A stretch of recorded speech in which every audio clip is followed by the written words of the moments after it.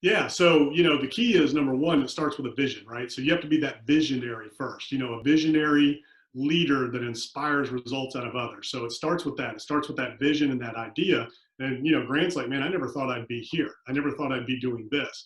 So that kind of evolves and changes as you go along. And then, like you said, you need to understand the business, know the numbers, know the metrics, of the business, but you don't have to know everything because you can hire people and bring them in to handle the details at the higher levels, and they can teach you and you learn from them. So one of the critical elements, like what Grant, what he did, and again, blowing something up and growing and scaling means different things to different people. You don't have to just 10x everything. You can do whatever you want, where you want, as you go.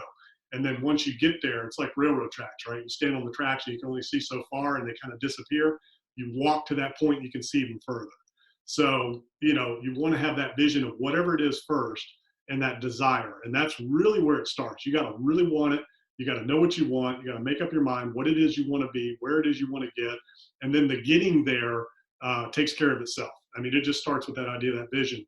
And then you find key people. So for Grant, he'll tell you one of his key hires is the woman that runs his operations, the chief operating officer. He met her, I don't know, was it 10, 15, 20 years ago. He's been in it 30 years. And then she came on board. She had a big corporate background and basically helped him build that operation as his chief operating officer.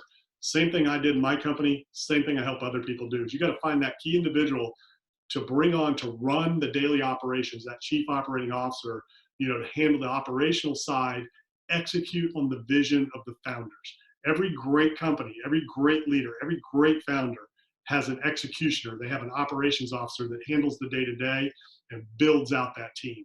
So that was the key for him. That was the key for me and pretty much everybody I work with. You got to get to a level if you want to scale, if you want to grow, you got to find that individual to help you build that team.